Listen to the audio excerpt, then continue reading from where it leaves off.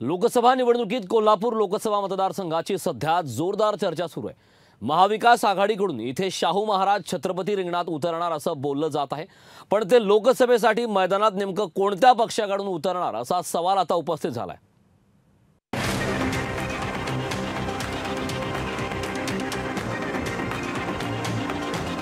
छत्रपती शाहू महाराजांनी लोकसभा निवडणूक लढवण्याबाबत इच्छा व्यक्त केल्यानंतर त्यांच्या उमेदवारीसाठी महाविकास आघाडीनं त्यांना गळ घातली आहे। छत्रपती शाहू महाराजांनी मशाल चिन्हावर लोकसभेची निवडणूक लढवावी असं आवाहन ठाकरे गटानं केलंय।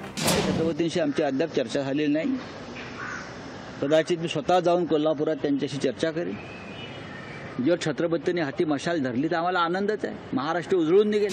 ठाकरे गटाचा मित्रपक्ष असलेल्या काँग्रेसचे प्रदेशाध्यक्ष नाना पटोले यांनी मात्र कोल्हापूरमधून छत्रपतींनी निवडणूक लढवावी अशी आमची तिन्ही पक्षांची भूमिका असल्याचं म्हटलंय। कोल्हापूरमध्ये छत्रपतींनी निवडणूक लढावी ही भूमिका आमच्या तिन्ही पक्षाची होती।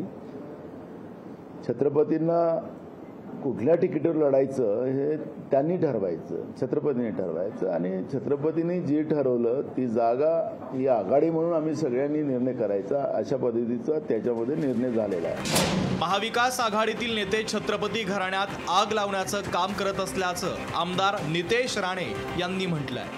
मला एवढं आठवतं की छत्रपती संभाजीराजेंना ती सीट लढवायची होती, त्यांना खासदार बनण्याची इच्छा होती। आता त्यांच्याच घरामध्ये सुरुंग परत एकदा शकुनी मामाने लावलं का हा आता विचारण्यासारखा प्रश्न आहे।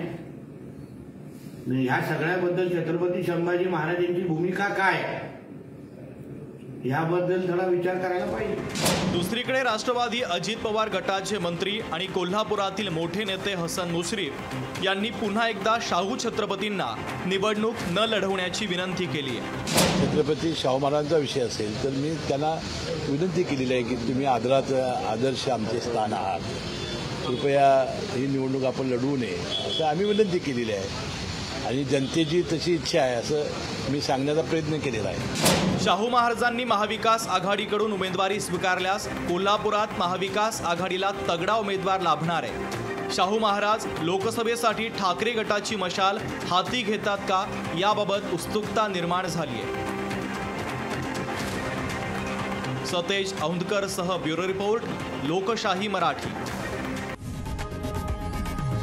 लोकशाही मराठी ऐका, पहा, जागरूक रहा।